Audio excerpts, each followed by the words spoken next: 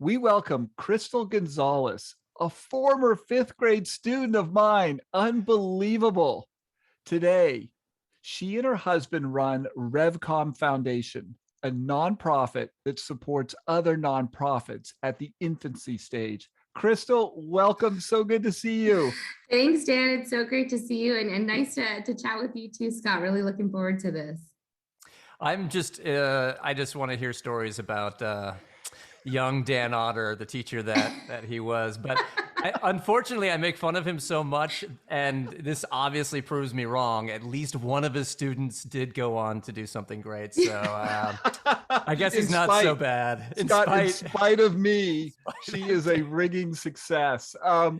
Well, let's start there. Crystal, what do you remember? And we have not had any pre-conversations about this. You can speak truth because I can edit. So yeah. I have to admit, Scott, I got no bad things to say. It's still kind of a learning process for me to refer to him as Dan. I think a part of me still wants to call him Mr. Otter. But he was definitely a favorite teacher of many at good old McKinley Elementary School. So he took school, he taught us differently. He had us do a stock market project, which that stuck with many people, and look where it turned out for him. Ran with the financial side of things. So he definitely made school interesting, and I think it was a different fifth grade experience for many of us, which was awesome. Oh, Crystal, there's students you remember, students you never forget, and you are at the top of the list. I told Scott this in another podcast, and this is ironically was before you and I had connected on LinkedIn, which we have done recently. And Scott, I got teary-eyed sharing this. You went to my wife's funeral, Crystal, you and I think some of the other students, but I think it was your mom that drove and kind of arranged that, I think. Yeah. She took a group of us who, just really felt so connected to, because it was great that Dan really brought his family life into the classroom, and we met Julie and Lily quite a few times, and we just felt like we wanted to be there. So that really meant a lot to us, and it was great. My mom rallied behind us to take us. I remember, I think you came to the house afterwards, and it was just an amazing day, Scott, for so many reasons. There was this incredible storm during the, I hate to say ceremony of the funeral. And it was just like this, you could hear the thunder, and people had come to our house early and set up like tarps over our patio cover so people could be outside. And by the time we got back to our house, it was just, sunny and that kind of post-rain California day. And, Lily was 2.5 years old at the time. And I remember Crystal speaking with you and your mom and some of the other students. So just a heartfelt thanks for being there for me. Of course. Just the love and care that you all showed. Of course. We wouldn't have missed it. And then Crystal, what an amazing group of fifth graders. Oh my goodness. Yeah, I think fifth grade was a fun year. I mean, it's a different year too, right? You're about to hit sixth grade, go on to junior high, you're thinking about all these different things. And I think Dan really had a way of just grounding all of us in the classroom, talking to us, kind of in a reality sense, and made us think differently. So I think that's where we really felt that connection with him, and just all of us, we respected each other in the classroom. And I think that's super important at that age. It's amazing. Oh my gosh. I loved it. And you know what? I bet you he looks the same today as he did when you were in fifth grade. Oh, exactly. It's amazing. Let me increase the filter on Zoom, Scott. Okay. Let me blur the face a little more. Oh, Crystal. Wow. I went by McKinley Elementary School about 3 or 4 years ago, and I couldn't believe how big the trees were. I mean, it was a brand new school, micro trees when we started. And just so many good things came out of that school, meeting Crystal, meeting students like her. And also that's where the salesperson came into my classroom, that very classroom that I had Crystal. A sales agent came into that room after the kids had left my first year of teaching and tried to hook me on a high cost annuity product. And that's where this all began. So, wow, what an amazing full circle moment.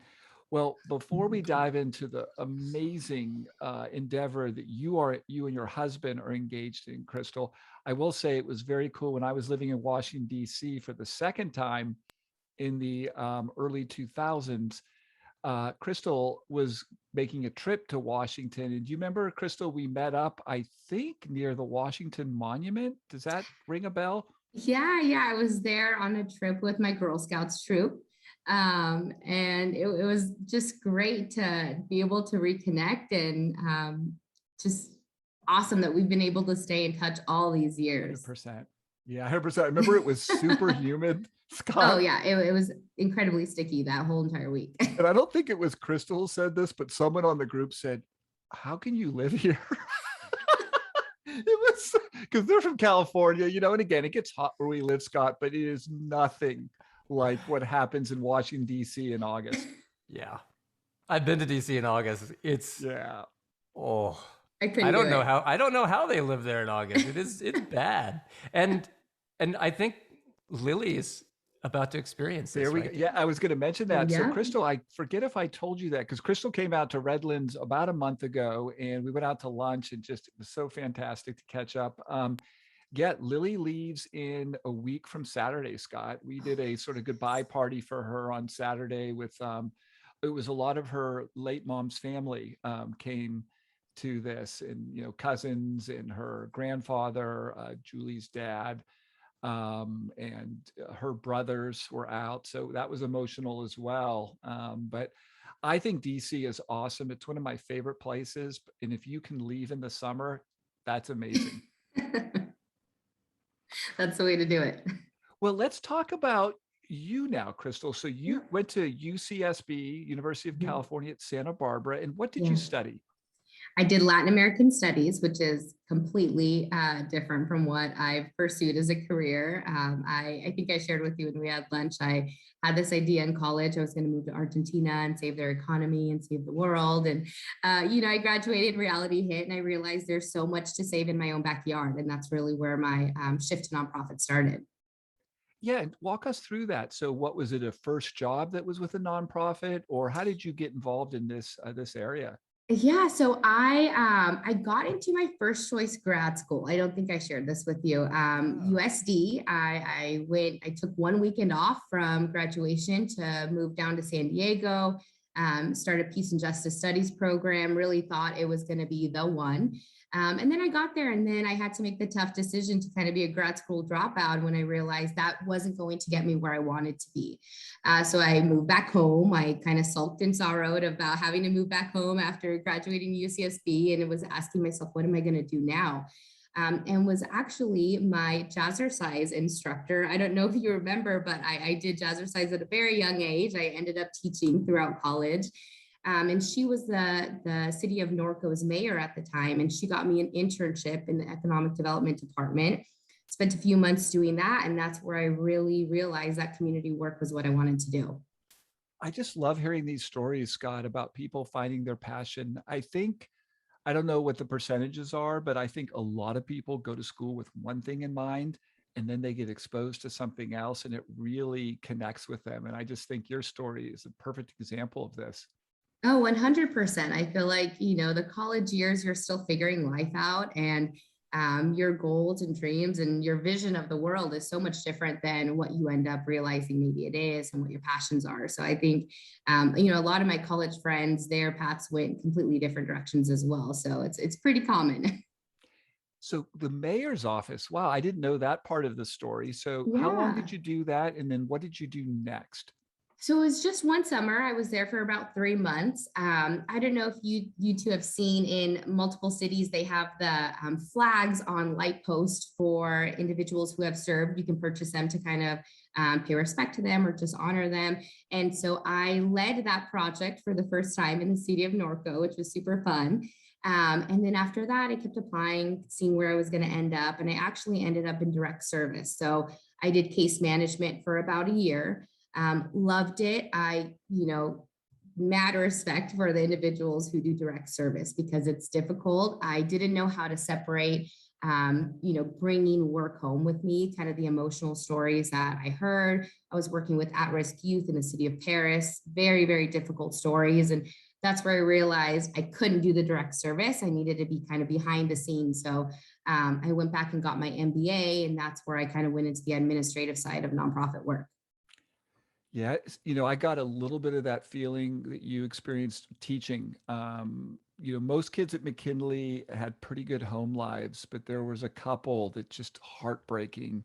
Yeah. And if you remember our principal, Grace Eden Piercy, one of my Mhm. favorite people, Mhm. she talked about some of the kids she worked with in downtown Riverside who lived in cars. Mhm. And it was a pretty sizable population. And sometimes kids that had homes, she would do home visits. They had dirt floors. I mean, Yeah. just completely outside the realm of my experience. Okay, and then you transitioned. When did you go to? Was it Orange County, and you worked for an agency out there as well? Yeah, before that, I actually started at the YWC in Pasadena. Okay. So, in that role, I did community relations. I was kind of wearing a whole bunch of hats. That's where I first started my experience in grant writing. We're a very small agency, $500,000 organization, helping empower young girls, doing racial justice work in the community.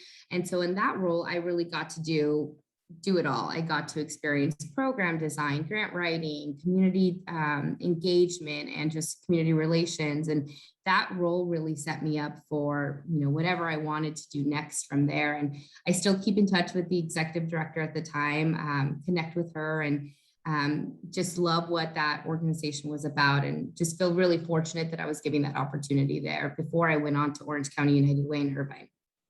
What a great diverse set of early experiences you had. I can see how you can just see it building in a very logical way to drive you to what you're doing today. Before we get into that, tell us a little bit about your role there in Orange County. Yeah, so in Orange County, I was overseeing operations for the United Way there. Great experience. It was very different going from a very grassroots nonprofit to kind of a corporate style nonprofit organization. United Ways are interesting because they don't really do direct service. What they do is fund community partners and help really support them in running their programs, but kind of like a foundation in the sense of they raise money to grant out. And then they have this really unique workplace campaign where they go into corporations and they connect with them and share with them the work of United Way and the work of community partners in the area. And as an employee, it's very interesting. You can donate through your paycheck to a United Way, or you can designate it to the agency of your choice. So very unique concept that they have that not only supports the work they're doing, but really supports the community at large, which is awesome. Wow, and I could just see how you're going from sort of smaller organizations to a bigger organization. And how long did you stay there? And then what led you to make the change and think, you know what, I'm going to start my own nonprofit that supports nonprofits? Yeah, so I was there for 3 years, and I did have one agency in after that before jumping into the work that I'm doing now. I oversaw programs at the Child Abuse Prevention Center in Anaheim for about 2.5 years. And that was a little bit closer to direct service. So when I was at United Way, I felt like I needed more of that touch. I needed to see the impact a little bit closer, which is why I went to the Child Abuse Prevention Center. And then I got pregnant, and that really flipped everything upside down for me. And I always thought, okay, maybe I'll go into consulting, maybe I'll start my own nonprofit one day. And little Diego kind of sped that up full speed. And that's when I decided, okay, this is, I don't want to miss any milestones. I want to be there for everything. Life had an interesting way of working out where we were selling our house in Santa Ana. My husband kind of cheered me on and said, this is the time. This is the only time that we can really do it 100%. So we started a consulting business, and that's what we do full time to, keep our house afloat. But in the work of consulting is really when we realized nonprofits, they need just resources, they need support. And as a grant writer for over 10 years, smaller agencies, you can spend time and time again, pushing out these grants to get funding for the work that you're doing, and you're going to get turned away because you haven't been in existence for 5 years, or you don't have higher than $100,000 revenue. And it's really unfortunate because a lot of the times these are the agencies in the field, hitting the streets, talking with the community members that really need the support, and they're not getting funded. And a lot of times, like most small businesses, they end up going under. And that's why we founded the foundation, so that we can not only provide small grants, but also what we feel is most important is just providing resources, tools, connecting them with experienced consultants that are willing to do pro bono work as well.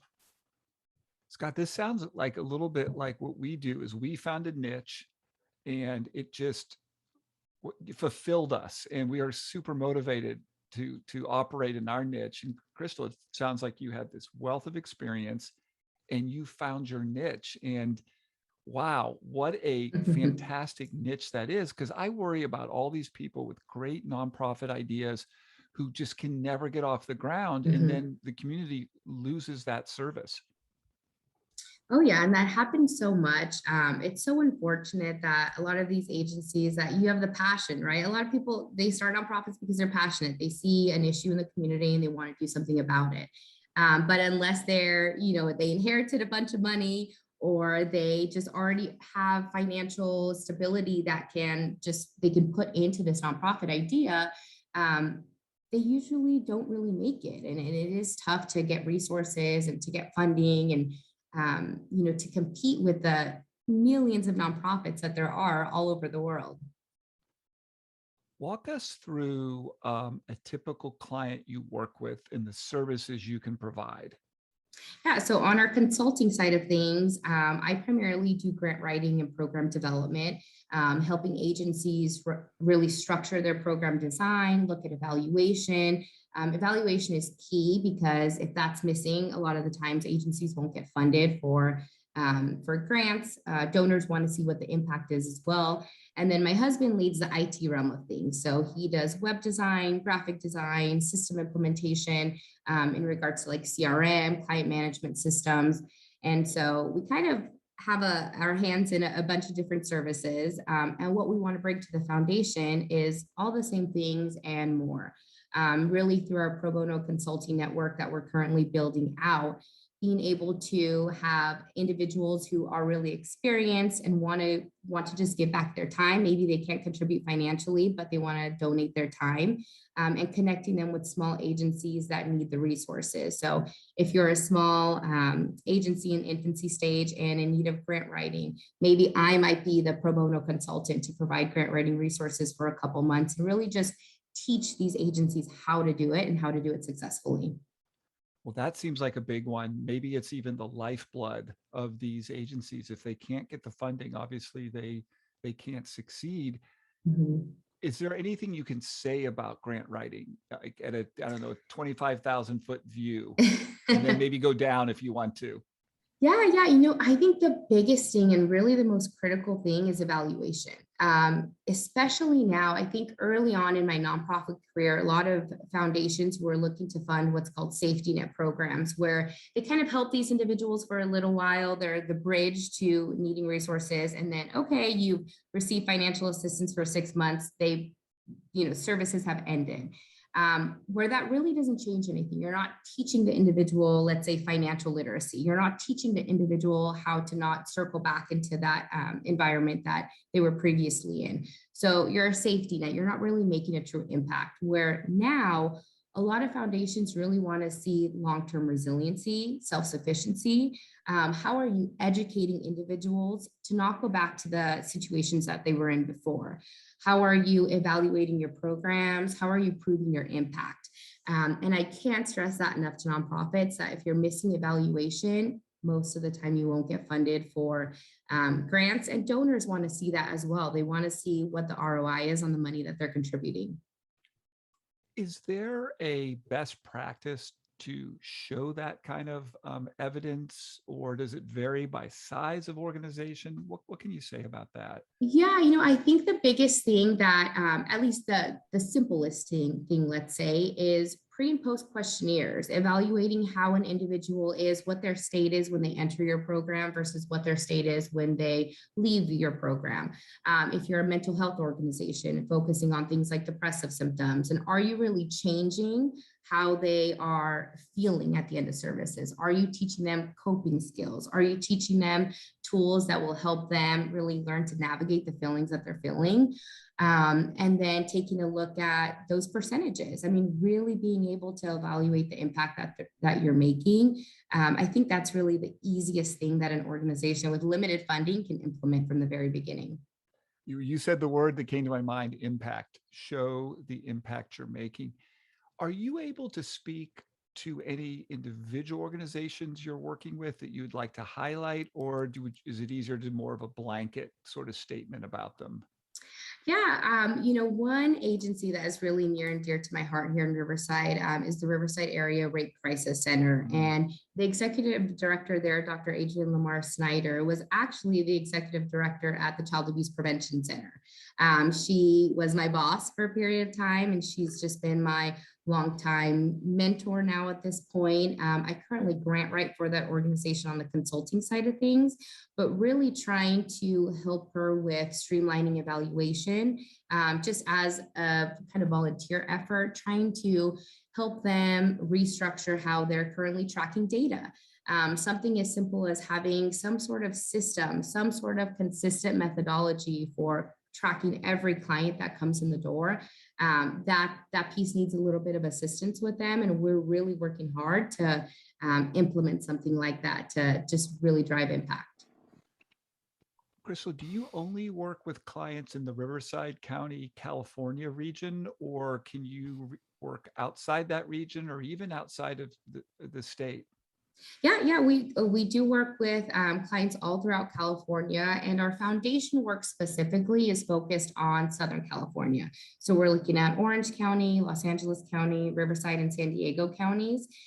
We really want to start with the local community here and really putting a lot of effort into Riverside County because nonprofit culture is very different here. I started in Pasadena where nonprofits are thriving. Every corner there's a nonprofit. We're sitting at the same tables. We're talking about community issues. We're coming together. Then I went to Orange County and kind of took a step back. It was a little bit different. Still a lot of community forums, community collaboration. And then I came back to my hometown, Riverside County, and it's kind of non-existent. Nonprofits aren't coming together to talk. They aren't coming together to address community issues as a collaborative approach. It's a lot of kind of, this is what we do and I'm going to keep it near and dear to me. I don't want to share with the rest of the world kind of how I'm doing things. And I think, we work so much better as a group. We can actually accomplish real change in the community if we come together to address things like homelessness, food insecurity, issues like that. They can't be done alone. And I think we need more of that. Is the fear there that maybe, it sounds strange, but that they see the other nonprofits as competition and that's it? Interesting. Yeah, 100%. And I think it's just like any business, you want to be the one to succeed. And I think sometimes maybe some of these founders maybe lose their passion or lose why they started it to begin with. And it's focused on that success as opposed to the actual issue. And it is challenging, because there's not a lot of funding that is given out to nonprofits in the Inland Empire. It's really focused on the big organizations in LA and Orange County. So there's that competition as well. It's competition for donations. Yeah, and Inland Empire has grown so much. we're kind of the center of everything in Southern California, like literally and figuratively. Oh, yes. We're right in the middle of LA, Orange County, San Diego, San Bernardino. And but it's grown so much. And it's so diverse depending on where you're at in Riverside. So I could see why it's, I don't know, it almost feels like it's in its infancy because it's such a different place than it was 20 years ago. Yeah, it's so different. I left Corona. That's where I grew up. I left Corona when I was 18, moved to Santa Barbara, and being back here now as a mother with my family, as a business owner, working in nonprofit work, it is so different. I still sometimes will go to the grocery store that I used to go to with my parents and see some of the same people still working there, and just everything's so different. There's so many people, and a lot of these people need help. That's really the reality of it. We see that the homeless crisis getting so much larger every day. And a lot of focus is on the larger counties here in Southern California. And it is a huge issue here. We can't seem to put together, enough support to get things like a shelter in Riverside County. There's critical things that are missing, and the neighborhood needs to learn to rally behind these issues. So the question I have is, I'm working with actually someone at the city was working to help this individual that they found. He was homeless. He was basically at the edge of life. Mm-hmm. And when someone approached him and wanted to help him, the amount of obstacles in the way to getting him the help was not insurmountable, but nearly insurmountable. Mm-hmm. And you had to know so many things in order to navigate how to help this individual. He hadn't filed his tax returns in years. So because of that, he wasn't eligible. He is eligible or was eligible for the economic stimulus, but he couldn't get it. So mm-hmm. He had to get like a new Social Security card. He had to do all of these steps that there is no, he had to have a cell phone in order to do these things, right? People think of, oh, well, he's got a mobile phone, so he can't be in poverty. She can't be in poverty, but that's just not true. You can't exist in this society without a mobile phone. He mm-hmm. literally could not do these things. Yeah. And it took an extraordinary effort to do something that shouldn't have been very difficult. So mm-hmm. You are so right.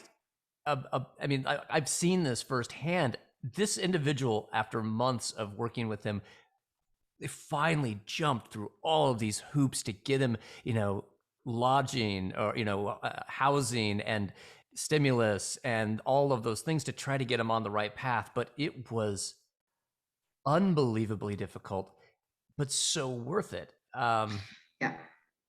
That really is the biggest challenge, coming from these other counties where nonprofit work is really at every corner. There's always, I always had one shooter of just resources I could quickly go to. Okay, let's send you here, let's send you there, let's get you that phone, let's get you your Social Security card. Here, it is jumping through multiple hoops. It is very, very difficult.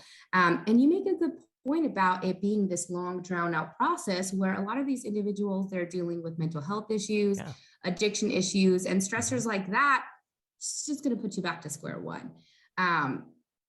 They don't have the luxury to have 6 months to go through this process. They need it yesterday. Exactly. Yeah, absolutely. So I want to switch gears just a little bit and get into where another area that I think you guys can help. When Dan and I started this nonprofit, the learning curve was way bigger than I expected. I bet. It was, and I am very passionate about what Dan and I do. I am not very passionate about the stuff that we have to do in order to do the things that we do. Mm-hmm. It's a time drain. It's a headache. It's the details that we have to do in order to do the things that we do. But oh my gosh, I hate them. Like figuring out the bookkeeping. The bookkeeping wasn't that bad, but figuring out bookkeeping, figuring out the regulatory stuff, figuring out the legal stuff. We had to get insurance. There's one full-time employee and one part-time employee. Trying to find someone that will work with you from insurance standpoint, and then filing the Form 990 every year. These are like, it doesn't sound that difficult, but these, I didn't know how to answer half the questions on the 990, and I have a master's degree, and I'm in finance. Yeah. You know, so like it wasn't easy. Does part of RevComm Consulting, is that some of the behind the scenes stuff? Do you guys work with some of the technicality stuff that you have to do? Yeah. So for our consulting work, we actually do offer nonprofit startup as a service, which we have a great agency that we worked with last year, and they're up in the Bay Area called Mural Wish, doing phenomenal work. She is a muralist and really decided that she wanted to use her skill set to give back. Does murals now for critically ill children in their room, really awesome work. But we went through the whole startup phase with them, which includes not only filing all the paperwork, but really talking about their mission, their vision, program design, evaluation, just putting together their first logo, everything. Because what we learned the hard way when we formed our LLC for our consulting work is the LegalZooms of the world. While they're great and they get the job done really fast, there's no support. So they give you the certificate, here's your filing, you're a 501c3 now, or you're an LLC. They don't tell you that you have to kind of check all these boxes every year on an annual basis. They don't help you with that program design piece. And so that's why we really felt that having a nonprofit approach and nonprofit experience to help individuals who have the passion and want to start an agency, we wanted to walk them through from A to Z, because there are so many hoops you have to jump through. And honestly, I think a lot of people probably want to start nonprofits and turn away from it because of how difficult it can be. Well, Crystal, how would someone listening to this get in touch with you? So our website is usually the easiest place to get in touch with us. If you are interested in consulting work, we have a form on there that takes some basic information about what your needs are. You can always find us at revcommconsulting.com. And if you are an agency or even just a donor interested in the work that we're doing on our foundation side of things, that's revcommfoundation.org.